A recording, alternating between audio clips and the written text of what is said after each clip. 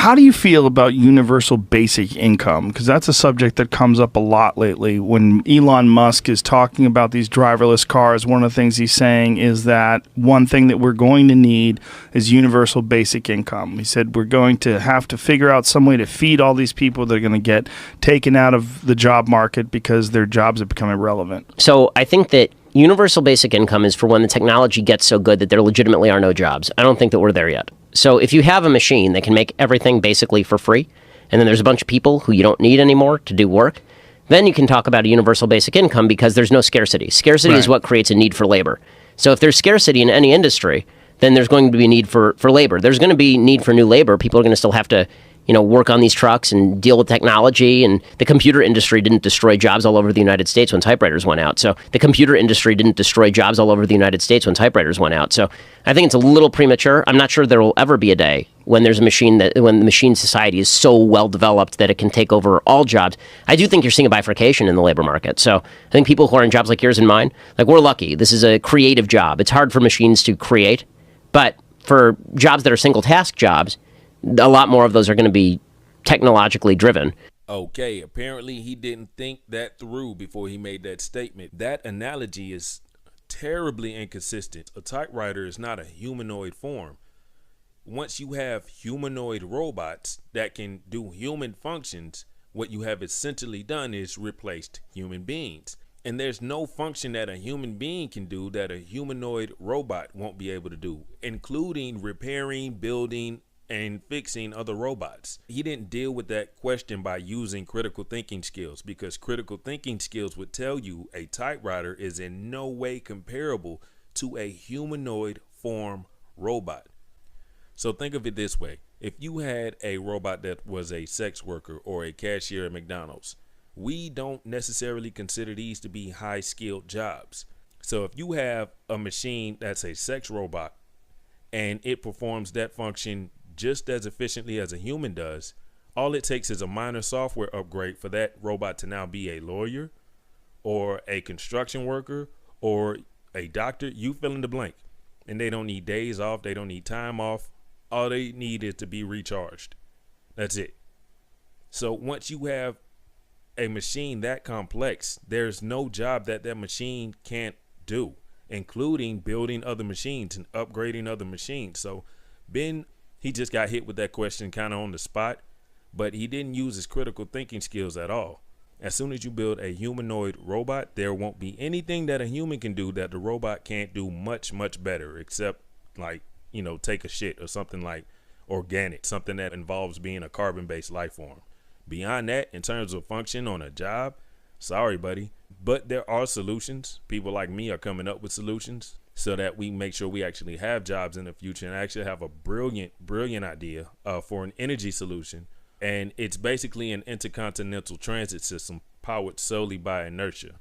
I know that's saying a lot and not enough at the same time, so we'll get into that in future videos. And so people are going to have to, work the right side of their brain a little bit. We're going to have to train people in a different way. But my perspective on universal basic income is when you have a 4% unemployment rate, it's very difficult to say you need a universal basic income.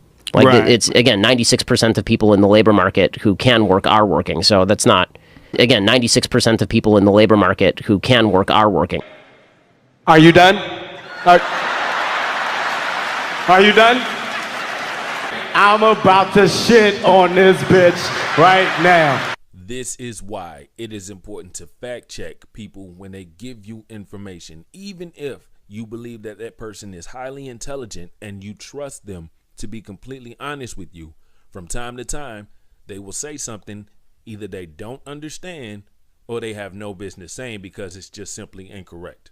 4% unemployment rate does not mean that, quote, 96% of people in the labor market who can work are working, because that unemployment statistic only counts people who are unemployed and looking for work. The U3 unemployment rate does not take into account, quote, discouraged workers.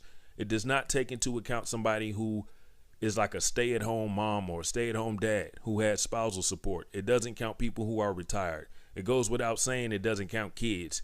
And it's a little more complex than looking at 4% face value and saying 96% of people in the labor market who can work are working. That's just not how it works. If you want to look at the report that includes discouraged workers and all of the marginally attached workers and those workers who are part-time purely for economic reasons, then you need to be looking at the U6 unemployment report.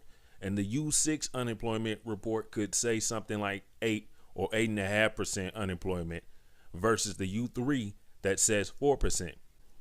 I mean, Ben Shapiro is just straight up wrong. There's no other way to put it. There's no way around it. What he just said was terribly incorrect. When you have a 4% unemployment rate, it's very difficult to say you need a universal basic income. Like Right. it's, again, 96% of people in the labor market who can work are working. So that's not suggesting to me that there's this vast underclass of people who are totally incapable of working. And once you do that, you see what you've seen actually with the disability programs in the United States, right? Where now everybody's on disability. Like the fastest growing government program in America is the disability program, where people declare themselves disabled so that they can get government pensions, basically. He is right. The rate of enrollment is dramatically increasing and it's likely to get worse. And no, I don't want that to happen. But if you look at the facts, 45,000 people die every year in the United States because they can't afford access to health care. That's 123 men, women, and children every day. Many of the adults are employed and still don't have affordable options. And the Affordable Care Act, as you all may know, was gutted when they removed the individual mandate. So, Ben, if I had to guess with the way that it's looking, the enrollment number is not going to drop anytime soon. Even though Medicare for All would save us, get this, $5.1 trillion over the next decade. Once you have a universal basic income, is there an incentive to work? And also, I'm not sure that you've solved a lot of people's problems. Like people still need something to do with their day. Once you have a universal basic income, is there an incentive to work? And also, I'm not sure that you've solved a lot of people's problems. Like people still need something to do with their day. Yeah, but I mean, the idea how many is that I think 60-year-olds do you see who retire and they're dead within 3 years? the utopian idea is that somehow or another you're going to open up these people's inherent creativity and they'll find something Yeah, this they is a bunch actually of enjoy. Yeah, that's a bunch of hooey. I mean, how many people say like again? I love that you said hooey. What are Yeah. you, like 32? How old are you, man? I'm 33. Yeah. Ah, when you're 33 and you're using the term hooey. Yeah, I love it. It's again, you know, I'm never. I hope I never retire because I just know too many people who retire and they're I'm going to retire and I'm going to golf and I'm going to paint. I'm going to just create. die. And 6 months later, they're They're dead. dead. Yeah. Well, people enjoy doing things and feeling like they're valuable. You know, and I don't know if that necessarily has to be a job, but it's a very clear, definitive test of whether or not you're valuable. If somebody gives you money and you get that money and you're like, look, I'm valuable, I'm doing something, I'm contributing, I got a check for my week's Exactly. worth. There's a Yeah. lot of hours in the day, and it's going to be hard to fill that with watercolor painting and beat poetry classes. I don't know, man. I'd find shit to do, but I've been fairly self-employed most of my life. Yeah, I think that's- I've gotten into Some people are driven, like I would find stuff to do too, Yeah. but there is a difference in, not all human beings are the people who would actually go out and take classes and find things to do. So if you have a machine that can make everything basically for free, and then there's a bunch of people who you don't need anymore to do work, then you can talk about a universal basic income because there's no scarcity. Scarcity is Right. what creates a need for labor. His position on UBI is rather questionable, to say the least. But there are some factors like skilled labor shortage and a list of relative factors to discuss with UBI. So we'll save that discussion for another day. But the economy itself is not just going to go to bed one night and wake up the next day to UBI. So there would be a wiser option of transition. I mean, why wait until it's an actual problem to solve the problems? A ton of jobs are probably going to be gone due to automation, and who knows if UBI is a proper solution. But if it is a solution, it doesn't make sense to wait on the problem to start forming. So bottom line here, that U3 report, 4% unemployment rate does not mean 96% of the people in the labor market are working if they can't work. That's just not how it works. And it doesn't matter what somebody is telling you. Just take the time, look up at least one credible source on the information, maybe two. For this video, I'm using the exact same source for information that Ben is using, which is CDC. I'm also using statistics from the FBI Uniform Crime Reports. I'd say about 80% of what you're going to get in this video is from CDC, which is the same source that Ben is using. Fine, okay, now let's get to the real gun violence statistic. All right, folks, you heard him. Let's get to the real gun violence statistics. So what we've been hearing is gun violence is constantly on the increase. People are being murdered on a scale that boggles the imagination. School shootings are increasing, and your child is, if not likely going to die, has a high likelihood of being shot at a school. This is not true. Okay, gun deaths in the United States have been radically declining since 1993. Ben Shapiro says that gun deaths in the United States have been rapidly declining since 1993. Not only is this a lie, but Ben Shapiro irrefutably knows that it is a lie, and I'll show you why in a second. Now, to be clear, gun crimes absolutely did go down rapidly since 1993. But Ben Shapiro didn't say gun crimes, did he? No, he said gun deaths. Gun deaths in the United States have been radically declining since 1993. You ready? Pay close attention to this. Gun deaths in the United States have been radically declining since 1993. According to the Centers for Disease Control, there were 7 gun-related homicides for every 100,000 Americans in 1993. By 2013, that number had been sliced in half to 3.6 homicides per 100,000 population. During that same period, the number of privately owned firearms in the United States doubled from 185 million to 357 million privately owned firearms in the United States. So the number of arms in the United States was going like this, and the amount of gun crime in the United States was going like that. Okay, so the quote he just made from CDC about homicides is absolutely true. And what he said about gun ownership going way up while gun crime is going way down, that's true as well. He said he's here to give you the facts about gun violence, and he started off by lying to you. Homicide did decline, and crime did decline. But gun deaths absolutely did not. Ben knows that gun deaths did not decline, and he is about to keep lying about it. And yet everybody in the media seems to assume that more guns means more crime. You're going to have to explain then why more guns does not mean more crime. Hey, where do all of these... Also, quick note, they say there are 33,000 gun-related deaths in the United States. They neglect to mention that 2/3 of these are suicide. About 8,000, 9,000 gun-related homicides in the United States. The vast majority of gun-related deaths are people who are killing themselves. Did you hear that? He just debunked himself. Gun deaths in the United States have been radically declining since 1993. The vast majority of gun-related deaths are people who are killing themselves. Much of the decline in gun-related homicide has been offset by the rapid increase in gun-related suicides. Ben Shapiro is well aware of this, and he is also well aware of the fact that he just lied in front of an audience. How do I know? We're using the same source, the CDC report. About 8,000, 9,000 gun-related homicides in the United States. The vast majority of gun-related deaths are people who are killing themselves. It is fair speculation to say the reason he has purposely ignored suicides in his speech is to push forward the right-wing narrative of gun violence, which includes saying that blacks commit disproportionate gun violence. Okay, Richard Florida writes, the share of the population that is black is positively related to both the overall rate of gun death and even more so with gun-related homicides. Okay, Richard Florida writes, the share of the population that is black is positively related to both the overall rate of gun death and even more so with gun-related homicides. I've seen Ben say in another video, the biggest determining factor of gun violence in the state was how many black people were in a state.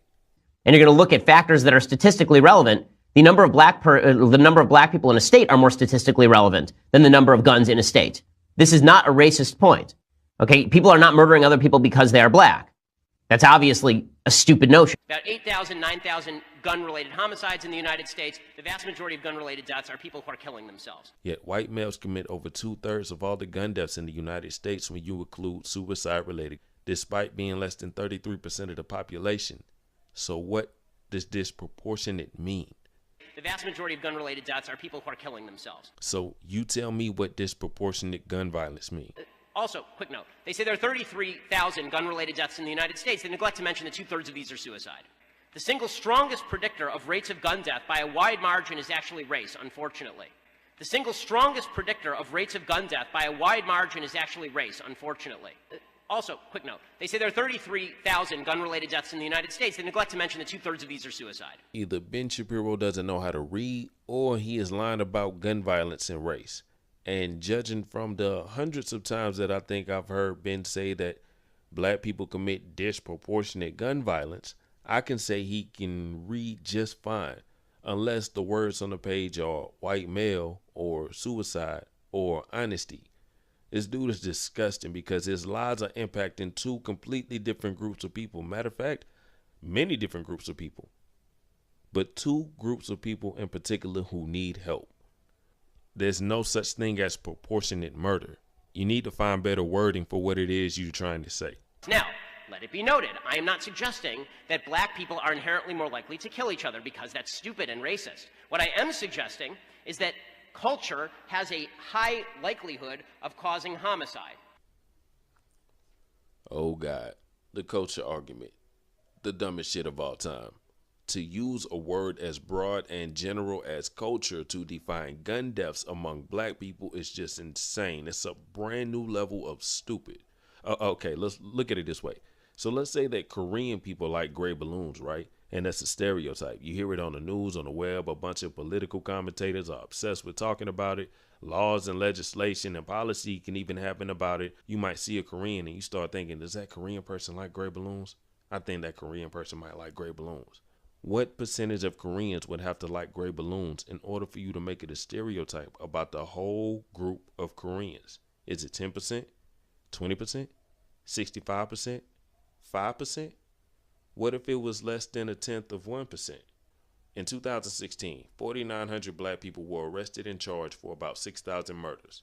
That means 99.9% of black people never committed a homicide. Matter of 99.999, you get the point. You get the point. So to quote Joe Rogan, if I gave you a sandwich that was 99.9% shit and the rest of it was ham, would you call that a ham sandwich? No, I didn't think so. The single strongest predictor of rates of gun death by a wide margin is actually race, unfortunately. Richard Florida writes, the share of the population that is black is positively related to both the overall rate of gun death and even more so with gun-related homicides. Now, let it be noted, I am not suggesting that black people are inherently more likely to kill each other because that's stupid and racist. 70% of all suicides, 51% of white male suicides happen by handgun. So there are more handgun deaths by suicides by white males than there are homicide arrests for all races combined, including white homicides. Ben knows all of this, and he continues to grossly misrepresent this information by saying race is the determining factor in gun violence because of black people. We've seen him make quotes similar to this in the past by himself, but in this particular speech, he passes it off by quoting someone else. Richard Florida writes, the share of the population that is black is positively related to both the overall rate of gun death and even more so with gun-related homicides. Now, let it be noted, I am not suggesting that black people are inherently more likely to kill each other because that's stupid and racist. What I am suggesting is that culture has a high likelihood of causing homicide. So to use a term like culture, a general term to describe tens of millions of people, 43 million people in fact, apparently Ben is not too good with reading or math. I thought you said Ben Shapiro was smart. This is your smart guy, right? Do you think he's smart enough to know that he's lying? Or is he actually stupid? And as far as knowing black culture, does Ben Shapiro have a sister that can braid my hair? Has he ever tried out for the step team? Can 17-year-old Ben Shapiro holler at a 17-year-old Beyonce and get a phone number?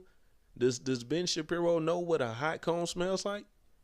I'm curious to know how this motherfucker became an expert on black culture all of a sudden. Did this nigga buy some Yeezys or something? Kanye is in the sunken place, homie. Them sneakers did not give you a key to blackness.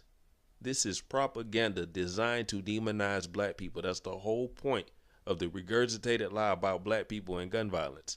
They form gun laws using that lie. They form narratives using that lie. They over-police young black men using that lie. And I'm fucking sick of hearing that lie.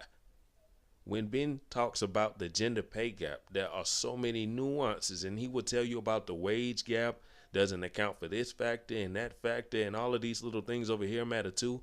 Yet when it comes to gun violence, black people are the problem because black people commit half of all the murders. Lying sack of shit. Doesn't tell you any of the information correctly. He doesn't tell you that any of those murders are justifiable homicides. A home invasion where you kill a criminal who broke into your home, for example, is a justifiable homicide. Not only that, but the crime reports reflect the amount of people charged or arrested for murder. You can be an accomplice and get arrested for murder. You cannot pull a trigger at all and get arrested for murder. If you are talking about all murders committed, then black people represent 35% of murders because all murder cases don't result in arrest. All murder cases are not solved. Some of them are not solved in that same year. Some of them are not solved in that same decade. He doesn't tell you that because saying 40,000 people out of 43 million people got arrested for the act of murder, or saying 35% of all homicide arrests doesn't sound as threatening as black people commit half of all murders. It's a quick, simple, easy lie to remember, and you keep that in your mind when you see a black person so that you feel threatened by that black person. If you didn't feel that threat about black people, it would be a lot harder for you to try to justify the things you see happening to black people on the news and in courtrooms. Trayvon Martin got shot, black people commit half of all murders. Black man blocked from entering his own apartment building, black people commit half of all murders. So what? Black child got shot for playing with a BB gun, black people commit half of all murders. So what? You want a white ethno state, black people commit half of all murders. So what? This lie has been used to try to justify all kind of bullshit. And again, Ben Shapiro helping this lie get circulated over and over. So now you guys know how to defeat that lie, and I'm just getting started. Trust me, I could really blow your mind. I know this data inside and out, but I'll save it for Ben if he ever decides to try to debate me. But he won't, because he is a liar, and he knows it, and now you know it too. There are 33,000 gun-related deaths in the United States. They neglect to mention that 2/3 of these are suicide. About 8,000, 9,000 gun-related homicides in the United States. The vast majority of gun-related deaths are people who are killing themselves. And it is very easy to substitute another method for killing yourself. Think about it. If black men were responsible for that many gun deaths by suicide, do you think Ben would have left that out of his speech? When you give long speeches, people don't remember everything you say word for word. They remember how you make them feel. And culture differs. Okay, you can look in poor white communities. There's a higher rate of homicide there as well. Cultural issues and poverty in major American cities factor into gun death. Guns are not the chief reason for gun death. In other words, you need bad people picking up guns in order for those guns to fire themselves. Okay, that was a self-own. He just dunked on himself. Did you hear that? You need bad people to pick up guns and fire them. Minutes earlier, he said 2/3 of gun deaths are suicides. So is Ben Shapiro logic calling suicidal people who need help bad people? Because it sure sounded like it to me, unless he wants to clarify. Where do gun-involved deaths take place? So the idea from the left is that states that have lax gun laws have higher rates of gun crime. This is not true. Gun-involved deaths take place in mostly America's major cities. So all those hicks from the sticks, you know, the people who actually own all the guns, those aren't the people who are killing each other. I guess that Ben is correct when he says that people in rural areas are not really killing each other, because technically they are killing themselves more so than each other. There are 33,000 gun-related deaths in the United States. They neglect to mention that 2/3 of these are suicide. About 8,000, 9,000 gun-related homicides in the United States. The vast majority of gun-related deaths are people who are killing themselves. And it is very easy to substitute another method for killing yourself. It's facts before text, right? What he just said is objectively stupid. He says it's easy to substitute another method for killing yourself instead of using a gun. Turns out that's true for homicides too, which is something you should remember if you ever get into a gun debate and somebody brings up the murder rate. The murder rate doesn't just factor in guns. It includes knives, blunt objects like hammers or clubs, fire, poison, explosives, strangulation, asphyxiation, miscellaneous weapons, or the weapon can also be unknown. They may happen at different rates, but to say that you can easily substitute a weapon for suicide like that isn't true for homicide, that's kind of dumb. Okay, this is all happening in cities, in major American cities. Virtually all of these major American cities are governed by one party, and I will let you guess which party that is.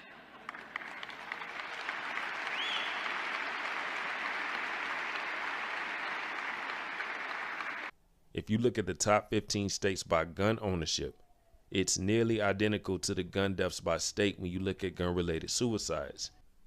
According to the CDC, the same place Ben got his facts from, people in rural areas are far more likely to die by suicide. Remember earlier when Ben said that 2/3 of gun deaths are by suicide, right? I got my info from the exact same site as him, but here again we see another fact that's purposely left out of his speech. Gee, I wonder why. Almost 60% of all American firearm homicides occur in the 62 cities of the country's largest metros. In order of gun homicide, gun-related death: New Orleans, Detroit, Las Vegas, Miami, Baltimore, St. Louis, Richmond, Memphis, Cleveland, and Philadelphia. That is 9 Democrat mayors and 1 Republican mayor, the only Republican being in Miami. Oh, okay, I see why now. It's all a game of partisanship. This is not about the truth or the facts, it's about politics. Thanks, Ben. Let's continue. New Orleans, Detroit, Las Vegas, Miami, Baltimore, St. Louis, Richmond, Memphis, Cleveland, and Philadelphia. That is 9 Democrat mayors and 1 Republican mayor, the only Republican being in Miami. Pittsburgh, Pennsylvania, Jacksonville, Florida, Denver, Colorado, Miami, Florida, Mesa, Arizona, Albuquerque, New Mexico, Sacramento, California, Tucson, Arizona, Colorado Springs, Colorado, Las Vegas, Nevada. Those are the top cities for all gun deaths, not just related gun homicide. It paints a more substantial picture to look at the ownership of guns by state versus the gun deaths by state. Wyoming, Alaska, Montana, Nevada, New Mexico, Idaho, Oregon, Maryland, New Jersey, New York. And so that by majority is Republican-run areas when you look at all gun violence related deaths and not just homicide. Get to the real gun violence statistics. So what we've been hearing is gun violence is constantly on the increase. People are being murdered on a scale that boggles the imagination. School shootings are increasing, and your child is, if not likely going to die, has a high likelihood of being shot at a school. This is not true. Okay, gun deaths in the United States have been radically declining since 1993. According to the Centers for Disease Control, there were 7 gun-related homicides for every 100,000 Americans in 1993. By 2013, that number had been sliced in half to 3.6 homicides per 100,000 population.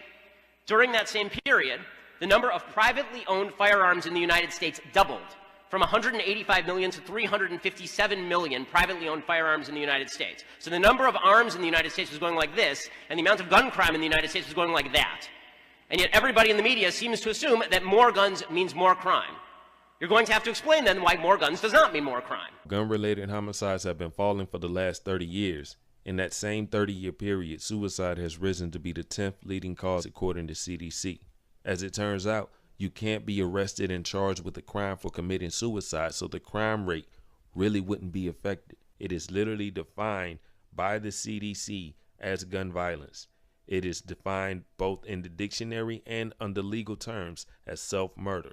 Self-murder is a compound, not the same as homicide or non-negligent manslaughter or even murder. It is self-murder. I'm saying this to be completely honest and straightforward. It's not slander, and I'm not demonizing anybody who commits suicide. These are actual facts. The reason it is called self-murder and recognized as gun violence is because it is intentional self-harm. The deciding factors being the use of a firearm with the intention of ending a life. Gun violence is gun violence, and gun death is gun death. Ben Shapiro lies and says gun deaths have been rapidly declining while gun ownership has been increasing. He is objectively lying his ass off, and he knows it. Explain to me why black kids are shooting each other in rates significantly higher than whites are shooting each other. Explain to me why 13% of the population is responsible for 50% of the murder. Explain to me why the number of black kids. Explain to me why black kids are shooting each other in rates significantly higher than whites are shooting each other. Explain to me why 13% of the population is responsible for 50% of the murder. Explain to me why the number of black kids. Explain to me why 13% of the population is responsible for 50% of the murder. Explain to me why 13% of the population is responsible for 50% of the murder. Nearly 50% of all murders in the United States are committed by black people. I want to go through all of these specifics because I think it's important for people to actually assess whether these things are true. This is not true. This is not true. This is not true. Okay, now let's get to the real gun violence statistics. Nearly 50% of all murders in the United States are committed by black people. Nearly 50% of all murders in the United States are committed by black people. He is lying. The real number is between 27 and 33%. 1/3 of murder cases never get solved. He is lying to you. And the reason that I know he's lying is because the exact same report that tells you the murder rate gives you the amount of unsolved murders. So what he is talking about is people who were charged and arrested for murder. 1/3 of murder cases were not solved. Nearly 50% of all murders in the United States are committed by black people. Misrepresent this information to give you a certain perspective.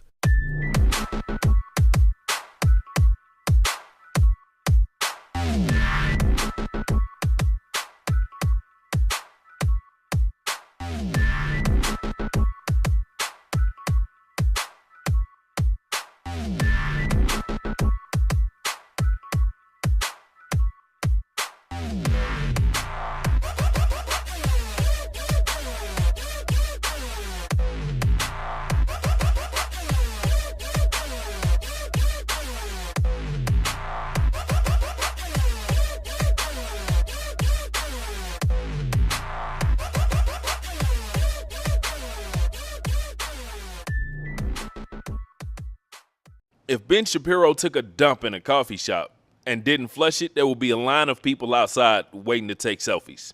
What up, world? I'm back at it for the first time. So I'm watching a video the other day that's very, very interesting. It's Ben Shapiro, and the title of the video is How to Debate Climate Change. On the climate change issue, I'm not going to pretend that I'm an expert in reading the study. I don't have enough knowledge on the subject to give a legitimate debate. Now, normally that wouldn't be a problem, right? Because he's being honest. But the title of the video is How to Debate Climate Change. Like, he debunks his own ability to debate climate change in the very first sentence out of his mouth in this video. It's got almost 1 million views, and this is a duplicate video, so it's been posted around a couple of times on a couple of channels. The subset of climate scientists is not all that large, so I really don't care what a doctor in biology has to say about climate change. He knows as much as I do. So it depends on what they have a doctorate in. Now, I've seen Ben debate on college campuses where a guy challenges Ben's authority to make claims on any particular subject, to which Ben replies that being an expert in the field does not limit the validity of his opinion on the topic because he has done his research on the topic. So here in this video, we see Ben completely reverse that argument for the sake of his own convenience and say that there are certain engineers that barely knows as much as he does about global warming, and their opinions are in no way valid because they are not experts of climate change. Really, Ben? What exactly is the real imminent threat to human life? I mean, the idea that the gradual rise of sea levels is going to kill hundreds of millions of people it's just fantasy. It's just fantasy. It's not going to kill. They act like the day after tomorrow is how global warming is going to be. Right, like the giant wave is going to sweep in, and then the next morning it will freeze, and all of New York will be under ice, and Dennis Quaid and Jake Gyllenhaal will be trying to fight their way through it. That's not how global warming is going to happen.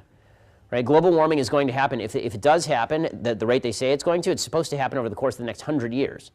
So let's say, for the sake of argument, that all of the water levels around the world rise by let's say 5 feet over the next 100 years, say 10 feet by the next 100 years, and it puts all the low-lying areas on the coast underwater.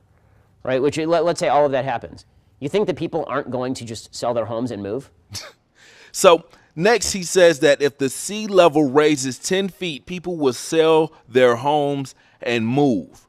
Yeah, he says that if the sea level raises 10 feet over the next century, that people will sell their homes and move because the whole place is underwater. Watch the video. I can't even make this up. This is what he says. Ben, the land is no longer sustainable if everything's underwater, and if everybody has to move, who are they going to sell their houses to, Ben? You would think that somebody who is well into socioeconomic statuses of different countries, especially places like Syria, would know this because some of the people in the country of Syria are migrants because the places where they live, they could no longer sustain their lives, their income. And some of those people who come from those places happen to be farmers. And the problem that those farmers were having is that the climate was not accurate for them to grow their crops. I'm not saying that's the entirety of the conflict in Syria by any means, but a very, very obvious portion of it is that the agricultural systems out there are not what they used to be. What exactly is the real imminent threat to human life? I mean, the idea that the gradual rise of sea levels is going to kill hundreds of millions of people it's just fantasy. If the sea level is raised 10 feet, that is representing huge agricultural changes around the entire planet. Not to mention thermal warming of the ocean. It's not a good sign for a lot of people in a lot of different businesses, a lot of different lines of work. This is terrible for the coral reef. It's not like it's all going to happen at once. Like there's just a big tsunami that comes and wipes out everybody. So human beings have a way of adjusting. Human beings have a way of dealing with these things. And I have more faith in human beings to deal with the crucial move from Santa Monica to the San Fernando Valley than I do in okay, we're all going to stop using our cars, burning coal, and using electricity. That seems to me a much worse solution than, okay, I'm going to have to sell my beachfront property at a discount price. By the way, that's who it's going to hit, the people with beachfront property. It's not going to hit anybody in Indiana. You're pretty safe. It'll be all right. Okay. Did Ben Shapiro just say that global warming, climate change, is only going to affect people with beachfront property. Beachfront property. Did you just say that? So every scientist and all of these biologists and all of these meteorologists and experts are all concerned about global warming because it's going to affect the value of beachfront property. Ben Shapiro just said that out of his mouth. People watched this video and clicked the like button. This is sad, man. Beachfront property. They're going to sell the beachfront property and move. Did you prepare that and write that down in your speech so that you could come in? Is this what you get paid to do? How do you get a check for this? I do know that certain aspects that have been widely talked about have been debunked. The idea that the Arctic ice is disappearing is nonsense. The idea that the hockey stick graph is anything remotely resembling reality. The hockey stick graph shows over the last century, and it's too short a period of time to do climate change statistics like this. The Earth basically has not been warming for the last 15 years or so.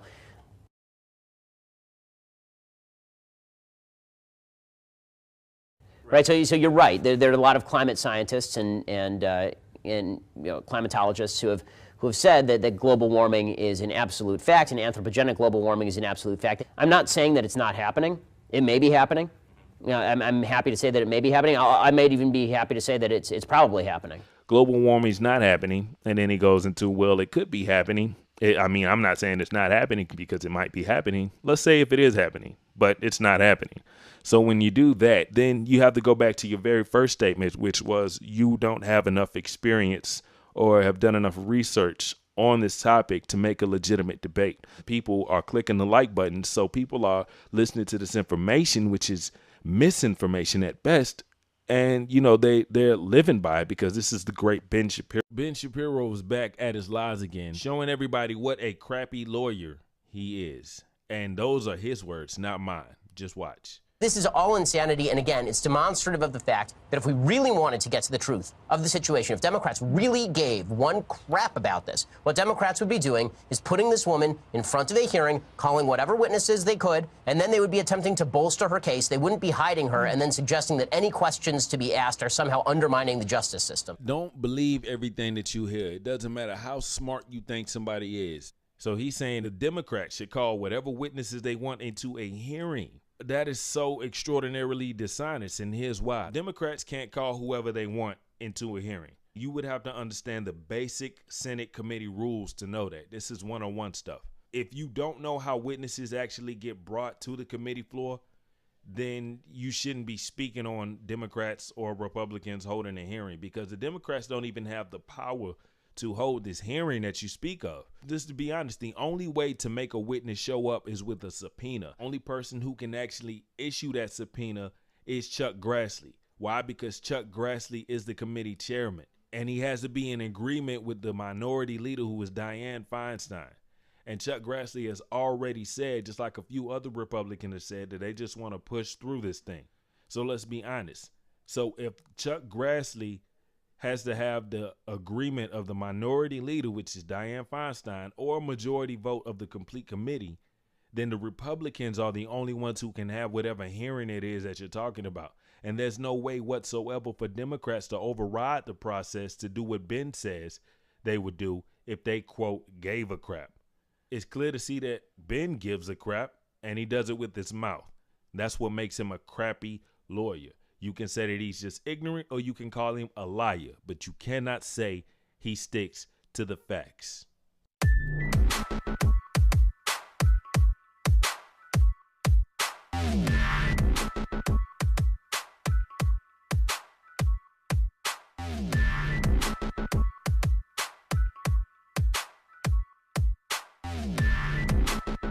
I think that Alex Jones should not be banned from Apple and Facebook simply because the standards that are being used by a lot of these social media companies are extraordinarily vague. Apple and Facebook, according to CNBC, have now clamped down on content by Alex Jones Monday. The former pulled 5 of his podcasts. The latter removed 4 pages controlled by him. Apple confirmed on Monday it removed 5 of the 6 podcasts, which included Jones' infamous The Alex Jones Show, as well as a number of other InfoWars audio streams. The news was originally reported by BuzzFeed News. Jones, of course, is a controversial conspiracy theorist who has claimed that the 2012 Sandy Hook shooting was a hoax, and he has been hit with other content bans from YouTube as well as Spotify. Apple's move is pretty dramatic. They've taken down the entire library of InfoWars podcasts rather than a select few episodes. An Apple spokesperson said, quote, Apple does not tolerate hate speech, and we have clear guidelines that creators and developers must follow to ensure we provide a safe environment for all of our users. Podcasts that violate these guidelines are removable from our directory, making them no longer searchable or available for download or streaming. We believe in representing a wide range of views so long as those people are respectful to those with differing opinions. So they say that he has persistently uploaded content in breach of various content guidelines. Facebook says the same. In July, Facebook removed 4 of Jones's videos and hit his own personal profile with a 30-day ban over what the firm deemed as violation of its policies on bullying and hate speech. The company explained that when it deletes content, the removal counts as a strike, essentially a warning against the person that uploaded it in the first place. In the case of pages, Facebook says it holds both a page and an administrator who posts content in violation of its rules accountable. They said that this was not about fake news. They said this was not because of Jones's tendencies toward conspiracism. Instead, it was about hate speech and bullying. They say, well, much of the discussion around InfoWars has been related to false news, which is a serious issue we are working to address by demoting links marked wrong by fact checkers and suggesting additional content. None of the violations that spurred today's removals were related to this. So it is, again, unclear what exactly it was that triggered all of this. They say that it was his threatening language, but again, I would need to see the specific threatening language that he was using. And I'm somebody who's been threatened by Alex Jones. I mean, Alex Jones has legitimately gone on his show and threatened that he would send his buddies down to the people who help fund Daily Wire, that he would send those people down to their ranch in Texas and have them harassed. I mean, Alex Jones is a bad guy. But the problem is this. Once you start saying that hate speech is a rationale for banning people from social media, you get into some very, very vague territory. Imagine that being your lawyer. Your Honor, I would like to see these threats or evidence of these threats allegedly made by my client. I would also like to add that my client has threatened me as well. They say that it was his threatening language, but again, I would need to see the specific threatening language that he was using. And I'm somebody who's been threatened by Alex Jones. I mean, Alex Jones has legitimately gone on his show and threatened that he would send his buddies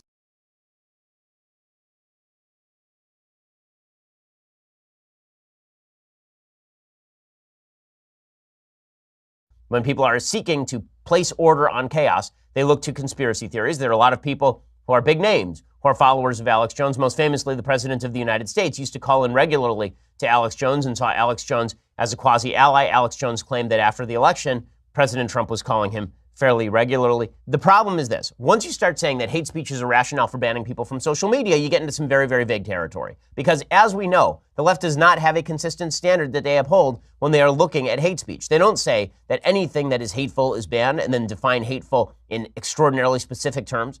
They don't say anything that is offensive is banned because a lot of things are offensive. Instead, they use this term hate speech to simply label stuff they don't like hate speech. Now, watch closely, folks, as Ben Shapiro debunks his own lie. The company said it removed Alex Jones's pages for glorifying violence, which violates our graphic violence policy, and using dehumanizing language to describe people who are transgender, Muslim, and immigrants, which violates our hate speech policies. Again, this is where we get into some serious issues. What exactly violates that hate speech policy? The company said it removed Alex Jones's pages for glorifying violence, which violates our graphic violence policy, and using dehumanizing language to describe people who are transgender, Muslim, and immigrants, which violates our hate speech policies. Again, this is where we get into some serious issues. What exactly violates that hate speech policy? Glorifying violence, which violates our graphic violence policy. Glorifying violence, which violates our graphic violence policy. And using dehumanizing language to describe people who are transgender, Muslim, and immigrants, which violates our hate speech policies. Again, this is where we get into some serious issues. What exactly violates that hate speech policy? What exactly violates that hate speech policy? And using dehumanizing language to describe people who are transgender, Muslim, and immigrants,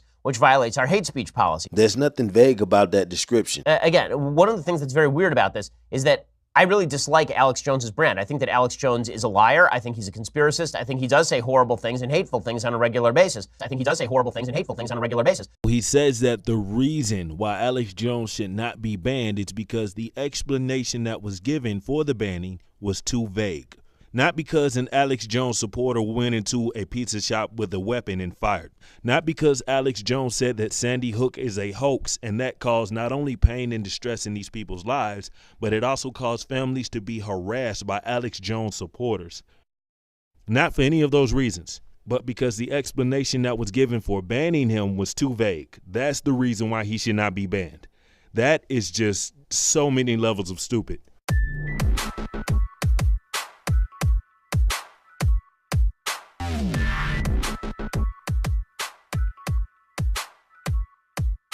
The idea of minimum wage is foolish. The easiest way to debunk this is to say, okay, you say it should be a $15 minimum wage. I'll agree with you. I say it should be a $2,000 minimum wage. $2,000 an hour. Why not? These people have money in the back room, right? They've got that Scrooge McDuck money, but we know that they're gypping people. We know that they've got this money hanging around. Where are you coming up with this $15 an hour number? I mean, is it straight from your colon, or does it pass through the small intestine first? Like, what? You know, the problem with the minimum wage is that, for the left, every argument is a moral argument, not an economic argument, so you have to take the morality of the argument away. It is beyond that, there is a fundamental argument here. It is fundamentally immoral for you to come in and tell somebody that they are not allowed to make a free and binding contract. Okay, no one is being chained to their grill. If somebody doesn't want to work for that wage, they can leave. Right? And who are you to tell the 17-year-old black kid who wants to work for $7.50 an hour that he is forbidden by law from taking a job at $7.50 an hour? Who are you to do that? Right? This makes you a totalitarian. It's a totalitarian rule. So that's the way I would argue against it. Thank you, sir. Now, correct me if I'm wrong, but Ben Shapiro is somebody who always saying how the left is radical, right? And how radical and extremism is a bad thing. Well, here he's trying to fight an argument of moderation with an argument of radicalism and extremism. The idea of minimum wage is foolish. The idea of minimum wage is foolish. The easiest way to debunk this, is to say, okay, you say it should be a $15 minimum wage.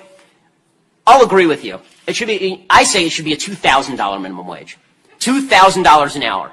Why not? This is Ben Shapiro's argument. He's saying that the easiest way to defeat an argument of moderation is to counter it with an argument of radicalism. That is literally what he says to bring to the table in a minimum wage debate. This doesn't even make any sense.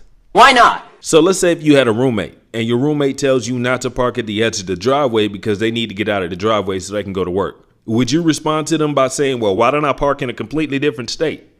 No. Why not? Because that's off the topic. You're being outlandish and outrageous when you say things like that. So if you go over to somebody's house for breakfast and you want a cup of coffee, and they fill up the damn tub with coffee, you're going to look at them like, what the fuck is wrong with you? You can't bring up $2,000 an hour and a $15 an hour minimum wage debate. Why not? It has no place in that argument.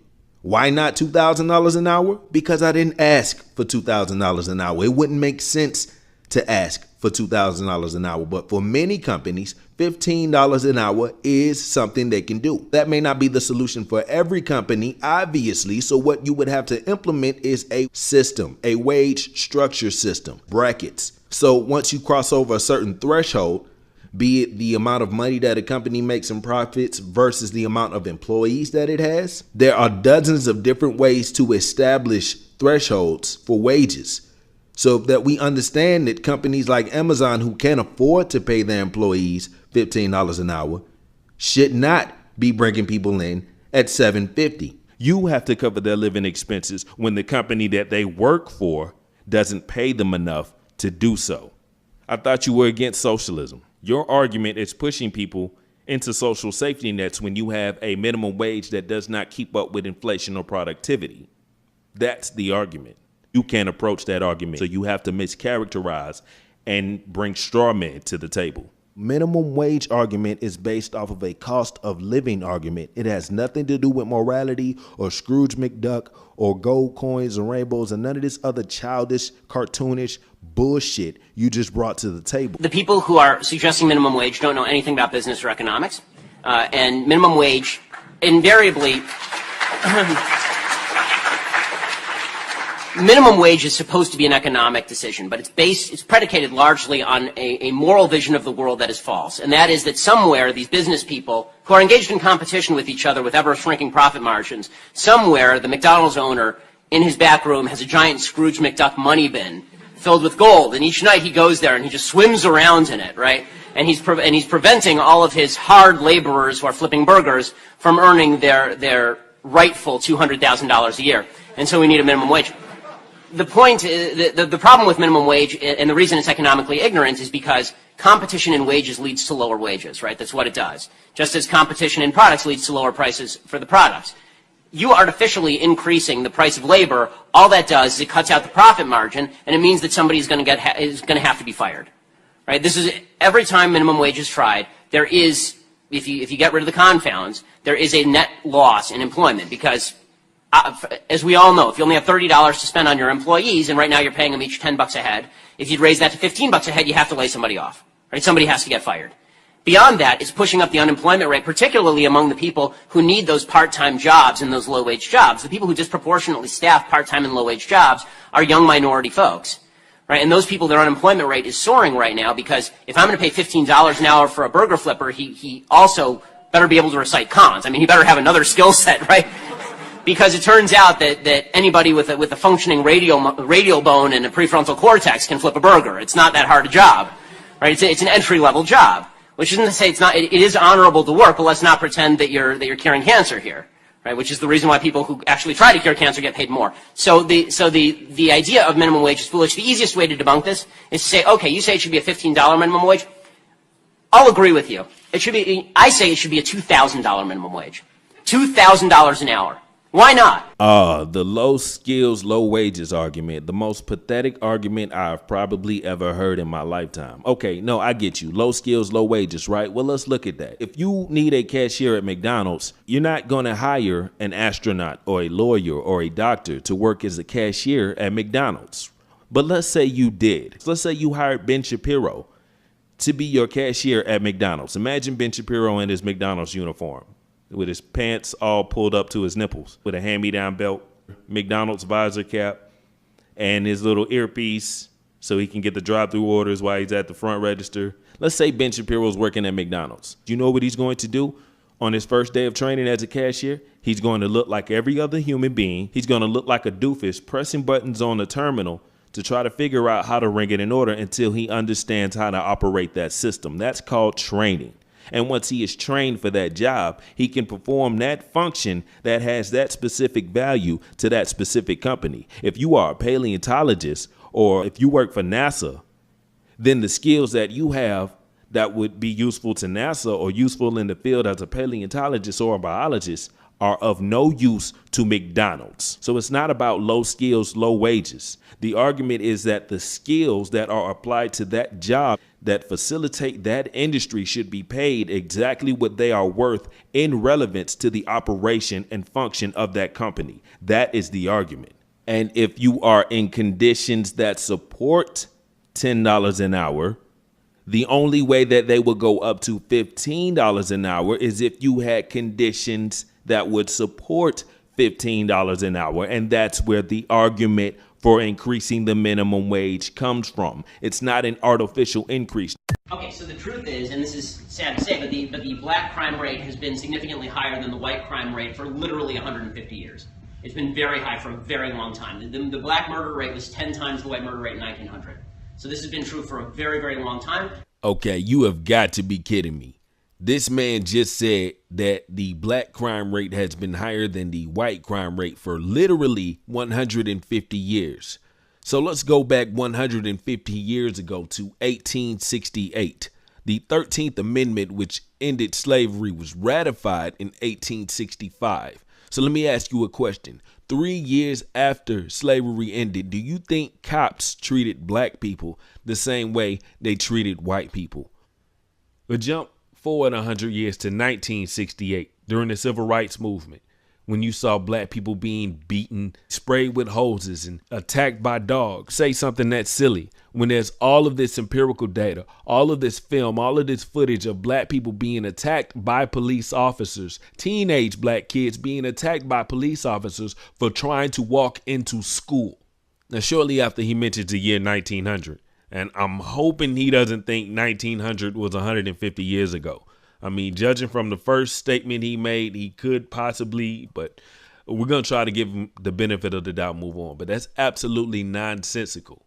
As a matter of fact, national crime reports were not collected by the FBI until the year 1930. The information available shows that there was zero difference when it comes to race. The reason that the Uniform Crime Report was started by the FBI in 1930 is to actually prevent newspapers from creating fake crime waves, which resulted in more violence and more oppression for minorities, including and especially blacks. Newspapers in the early 1900s would create these fake crime waves. There were all of these fake reports of crime, especially people accusing black people of doing things they did not do. I mean, if you even look at examples like Tulsa, Oklahoma, or Little Africa, or some people call it Black Wall Street, when you have a community of black people being murdered for a false crime report that never happened. There was a long history around fake crime reports, which is why the Uniform Crime Report came to exist in 1930. And here yet again we see Ben do his favorite thing in the world, where he takes an argument that he creates all by himself and then defeats it all by himself, and he is the victor, patting himself on the back. It's no different. This guy's just coming up with the nastiest, filthiest, most disrespectful thing he can think of off the top of his head to try to take away the happiness of children, teenagers, and young adults who want to go see a superhero movie. Everyone in the media is talking about the most important thing that has ever happened in the history of humanity, or at least since Caitlyn Jenner became a woman, a transgender woman. And that, of course, is the release of Black Panther. It is so deeply important. It is, we've heard it's deeply important to millions of black Americans who, after all, were not liberated from slavery 200 years ago and liberated by the civil rights movement with federal legislation, have not been gradually restored to what always should have been full civil rights in the United States. There's nobody that would ever think that a Black Panther movie would be the greatest thing that happened in the black community, or it would be comparable to suffrage. Historical moments when it comes to black suffrage in the United States. This is the most important moment in black American history. Not Martin Luther King, not Frederick Douglass, not the Civil War, not the end of Jim Crow, none of that. Not Brown versus Board. The most important thing is that Chadwick Boseman puts claws on his hands and a mask on his face and runs around jumping off cars in CGI fashion. The equivalency that he's trying to paint here, as though there's some sort of congruency between black suffrage and the comic book hero, which is more of a celebration. Deeply, deeply important. Black children everywhere will now believe that they too can be superheroes who jump off cars in fictional countries. It's very important. There was a recognizable portion of Ben's following that loves Ben's race content, especially when he talks about black people. So if you look at Ben's content, it's difficult for him to go 5-7 videos without mentioning black people. And none of that has mattered up till they made a Marvel movie about a superhero who is black in a country filled with black people. That's the change, right? Blade was not enough. Catwoman with Halle Berry, no. Okay, Wakanda is where it is. Did this fool just say Blade? Did he just say Catwoman? Okay, you gotta be kidding me. Blade came out in the 90s. It's 2018. Basically, what this triggered little snowflake was saying to 12-year-old kids. This is Ben Shapiro talking to black 12-year-olds, black 15-year-olds, black 18-year-olds. Saying, hey, Blade wasn't enough. That movie that came out in the 90s wasn't enough for you black people. Now you have to get excited about this? Look how disgusting that is. Seriously. This is a brand new level of butthurt. Now, you may sense that I'm mocking a little bit. The reason I'm mocking a little bit is because I hate this kind of identity politics. I think it's incredibly stupid. Does anybody else notice the irony of a man who claims that he hates identity politics, but gets paid to travel around the country looking for support groups of people who hate identity politics? Identity politics pays a lot of Ben Shapiro's bills. Let's make no mistake about that. I think it's incredibly stupid because, again, I grew up as an Orthodox Jewish kid where no American president has been Jewish.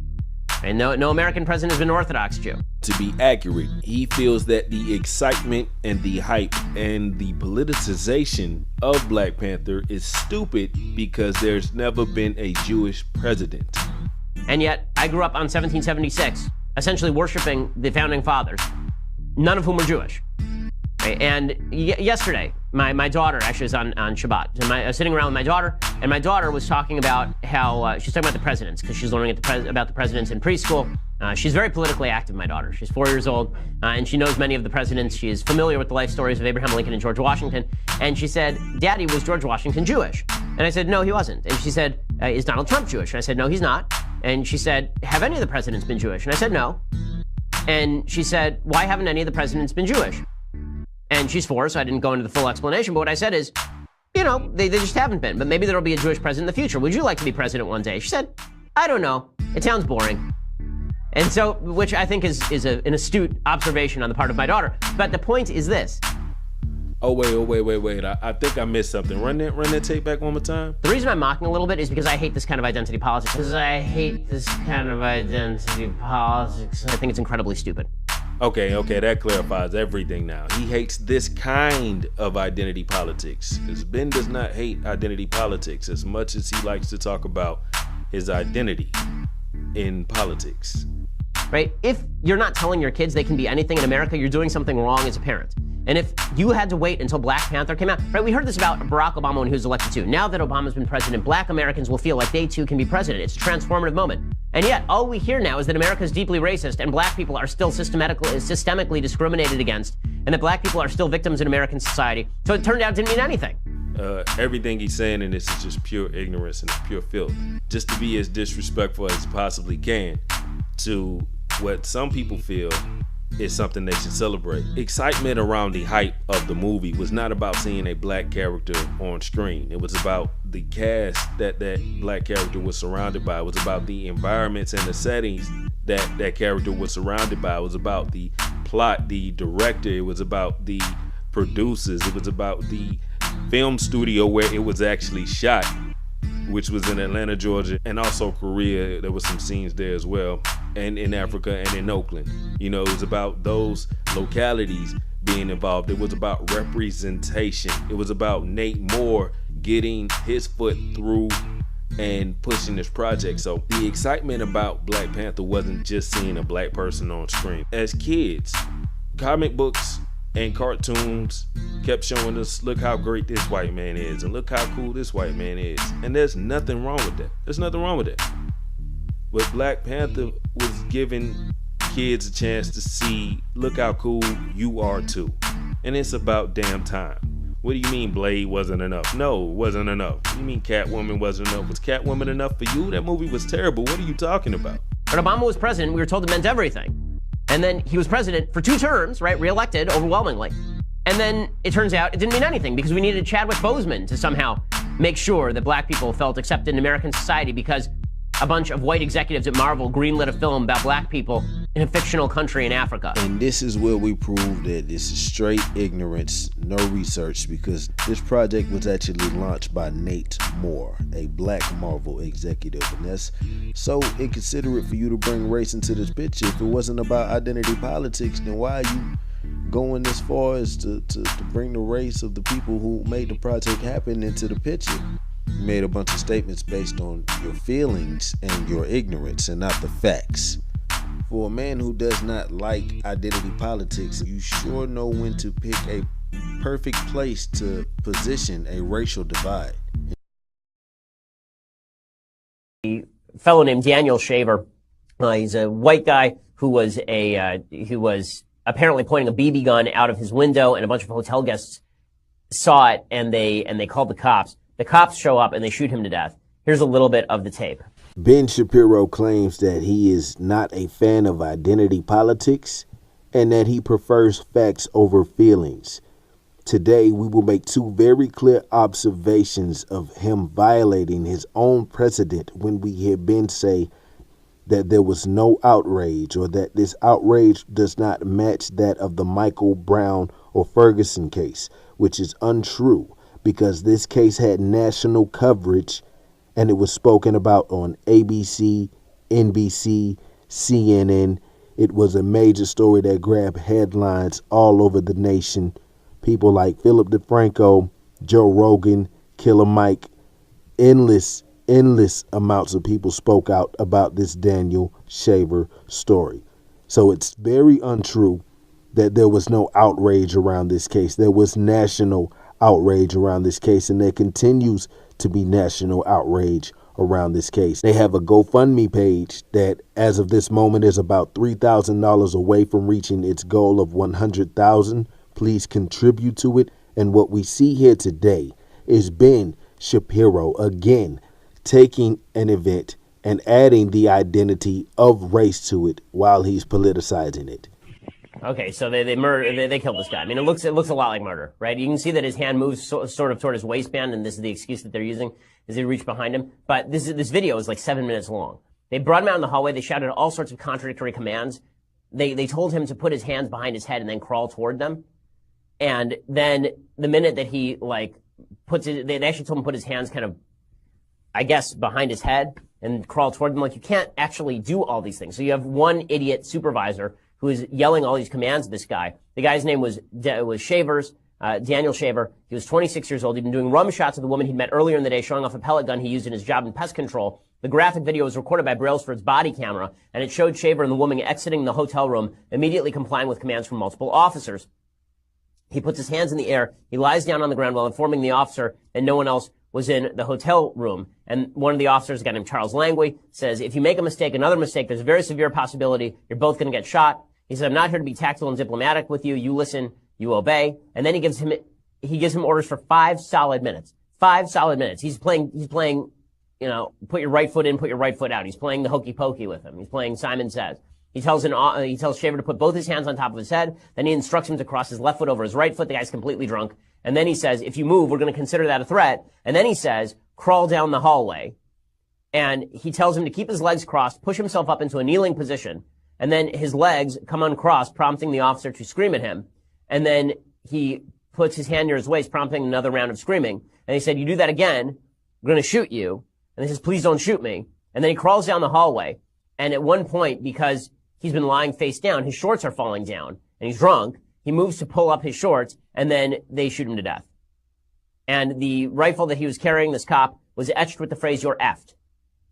Just fantastic, guys. Just fantastic. Now, a couple things worth pointing out here. One, bad training matters. Number two, juries almost always give the benefit of the doubt to the cop. So a lot of the evidence that was presented talked about the sort of threat that had been reported by people in the next door room. They were afraid that if they walked over to the guy, there might be someone behind the door who was going to pop out and shoot them.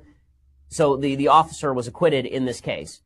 But number three, the level of national outrage over this case is not even, there have been no riots, there have been no protests, nothing. And the reason for that is because the guy who was shot is white. Let's be perfectly frank about this. It's because we are more concerned with racial conflagrations in this nation than we are really about police brutality. This is a pretty clear-cut case of police brutality and police misaction, and the level of outrage over it is not even close to the level of outrage over Michael Brown, who was justifiably shot by witness testimony and by circumstantial evidence. So it's just a horrifying video right there, and it goes to show you that cops in bad situations sometimes make bad choices. He said that there were no protests for Daniel Shaver. What Ben fails to realize is that every protest against police brutality is a protest for Daniel Shaver. Every protest against police brutality is a protest for Philando Castile. Every protest against police brutality is against the unnecessary force used by these officers, the lack of training. All of it goes into one. And if we want to solve the issue, we must properly address the issue. And what you are not doing is when you decide to divide, where divide does not need to exist. There was no need for you to bring race into this conversation. There was no need for you to bring race into the picture here. That was your obsession rearing its ugly head again. But number three, the level of national outrage over this case is not even, there have been no riots, there have been no protests, nothing. And the reason for that is because the guy who was shot is white. That's not the way you communicate that. If that's the way you want to communicate that white people are killed by police as well, then say, hey, look, white people are killed by police as well. This is a problem that affects everybody and we need to work on solutions. But instead you say, oh, well, look, when white people get killed, we don't go around crying about it. That's disrespectful to that man who died and his family. The same police department in the same city where this exact same incident happened has a record of malicious behavior, a long record. of police brutality against senior citizens. This was just a punk with a badge. And so this is just another way to draw lines and draw divides and say, hey, we are superior in this fashion because we don't do this and we don't do that. Next thing that he says is that there were no riots or protests because the guy is white. You're going to say the only reason people didn't riot is because he's white, as if white people don't riot. There may be differences in the reason that white people and black people riot, but when it comes to the riot themselves, nothing changes. Properties get damaged, cars get set on fire, places get looted, buildings get broken into, houses get broken into, people die, people are beaten by the police, people are arrested, violence happens, injuries happen, fire trucks, ambulance. There's zero difference. No difference at all between a white riot and a black riot, except for the reason that those two groups of people are rioting. Now, again, I'm not approving of anybody doing a riot. This is not to make excuses for anybody's behavior. This is to be contextually accurate with the comparison that Ben Shapiro politicized. So when white people are rioting because of pumpkins, white people are rioting because their team won a game, because their team lost a game. White people are rioting because a sexual deviant and another person who covered it up got fired. I can't even make that up. Black people riot for civil rights. Black people riot because they are being mistreated. Black people riot for taxation without representation. This is not to make excuses for anybody's vile behavior. This is to provide context. This is about being contextually accurate. I don't know if there are prerequisites for a riot, but if I had to list out reasons, pumpkins would not be on that list. My favorite team winning the game would not be on that list. Or a sexual deviant being fired for sexual misconduct would not be on that list. Always has to be some sort of misalignment in Ben's argument. So both of those positions are disgusting positions to have, especially when something like this is on the table. They're looking for justice for Daniel Shavers. He left behind a beautiful family. He left behind 2 little girls, and one of his little girls was experiencing extreme difficulties in school. And she told her mother that she wanted to take herself because she wanted to be with her father. So you can't imagine the damage that has been done to this family and these people. This was an egregious act by the police. All we do is talk about treating the symptoms. We never address the actual disease. We never look for the root solution. The root solution is not just police reform, but police reform is needed. And the root solution is not just moral education in our school systems, but moral education in our school systems is needed. And also teach our children how to interact with the police, no matter what race or socioeconomic background they have. You should all be aware of your rights. And we don't have classes on our curriculums throughout the nation that teach kids how to interact with police, something that people need to know. But then again, school doesn't teach kids most of what they need to know. It's great for brain food, but not for life. Not for functionality. We need to restructure our school systems the same way that we need to restructure our police systems. It's as simple as that. But the conflict, the problem is that you have for-profit prisons. You have a profit industry from chaos. When you live in a country that profits from chaos, that profits from subjugating its own citizens, there lies the biggest problem, the actual root of the problem. Bottom line to that is that you just should have never made that horrible point to begin with. I am not here to do what Ben tried to do with his coverage of this incident. What I am here to do is suggest some possible solutions, and maybe we could discuss the solutions. And the comparison of race under these circumstances is completely uncalled for, man. It's completely uncalled for. And the fact that you did so with such a sloppy bargaining coin says a lot. It speaks volume about you, your content, your fan base, and your intentions.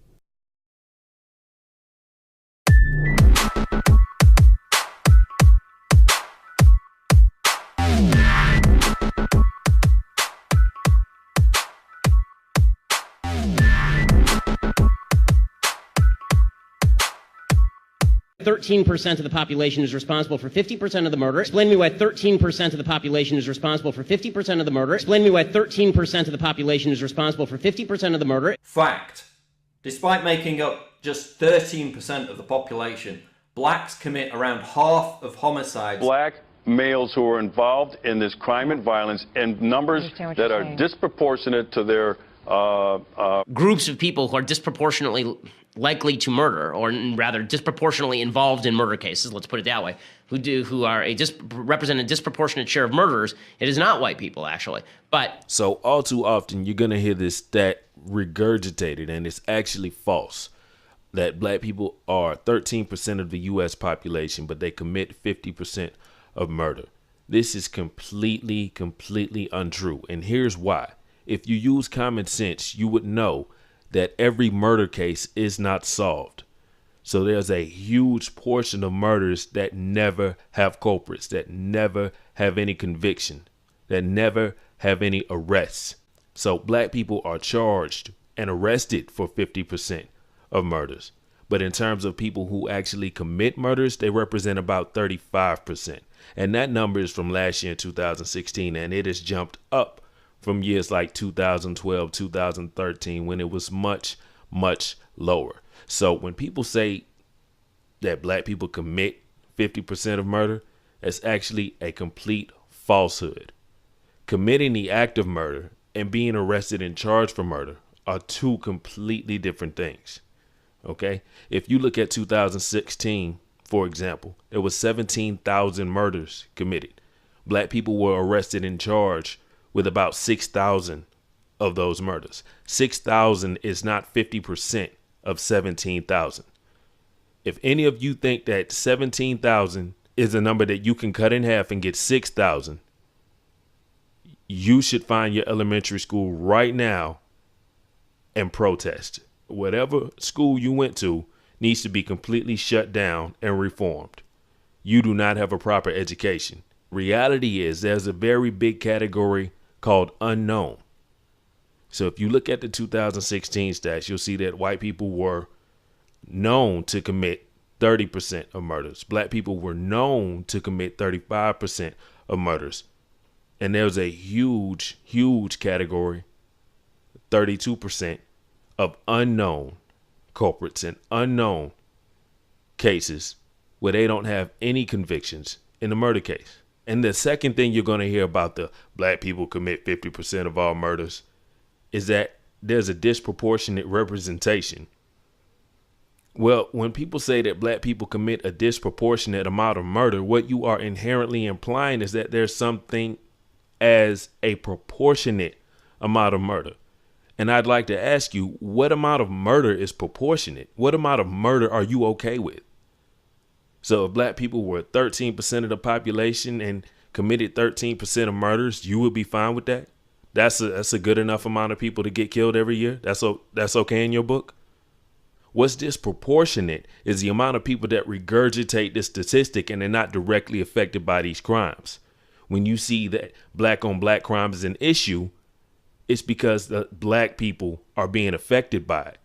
Think about the white murder rate. And I'm not anti-white by any means. What I am is anti-bullshit, anti-propaganda. So if black people kill black people at the same rate that white people kill white people, then why is white on white crime not an issue for the community that it is directly affecting?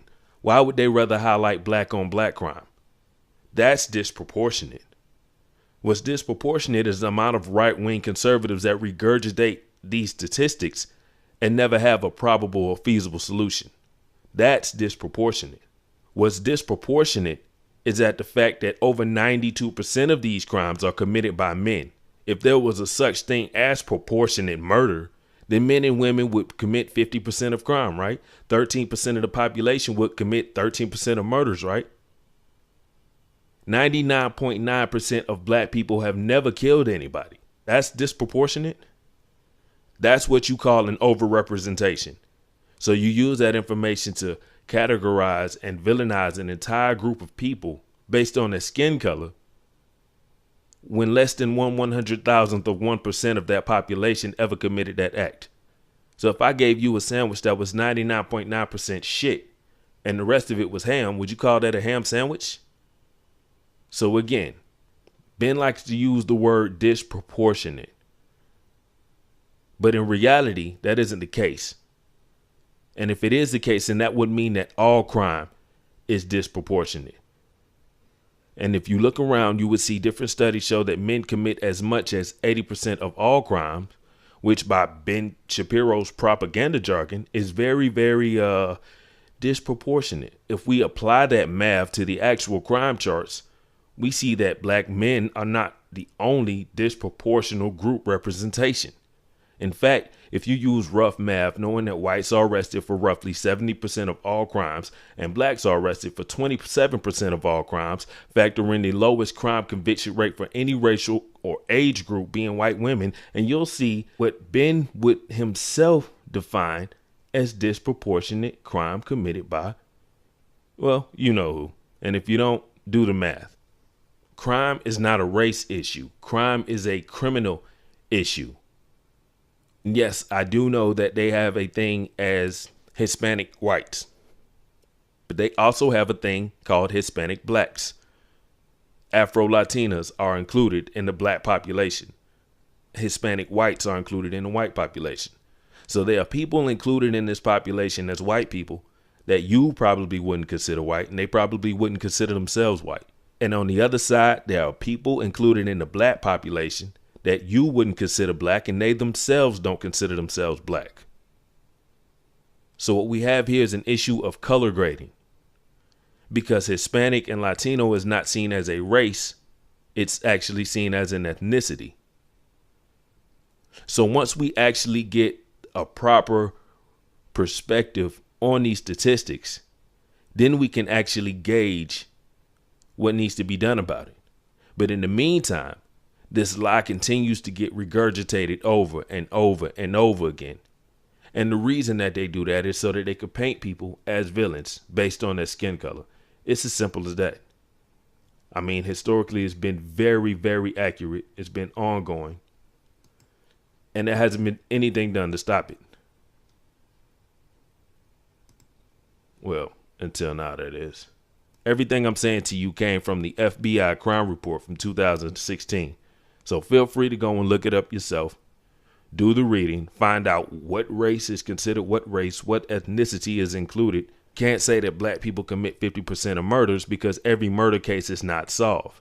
And you would think this is obvious to somebody like a lawyer, which I thought Ben Shapiro was. But I guess Ben is exceptionally ignorant to actual objective truths and facts. And if you look at the Uniform Crime Report, you'll see about 28 different categories. And out of those 28 different categories, blacks only lead in 2 or 3. Does the fact that no one ever states that seem disproportionate to you? Is there a disproportionate amount of attention paid to these 3 categories versus 28, which are dominated by non-blacks? Doesn't that seem disproportionate to you? But the only time you hear disproportionate and crime in the same sentence together is somebody telling you about black people committing murders, which 99.9% of them never have. 6,000 murders from 43 million blacks, it does not sound as bad as 50% of murders, does it? Not when you can do math. Now, I'm not saying this to cover for anybody's mistakes. I'm not saying this to justify any wrongdoings of any people of any race. All murder is disproportionate. And if you don't believe that this propaganda is designed to paint blacks as villain historically, take a look at the butthurt trolls in the comment section who have been raised on this propaganda, and they don't know any other way to think. Top 3 cities for crime in the United States of America have 5%, 4%, and 3% black populations, respectively. So after all of that, what is the solution? Well, the solution is simple. It's called the Million Man Movement. The solution is to bring a strong economy and strong education to these communities. The way to a solution is through moral education and economic structure. We can create economic structure using the Triple M platform.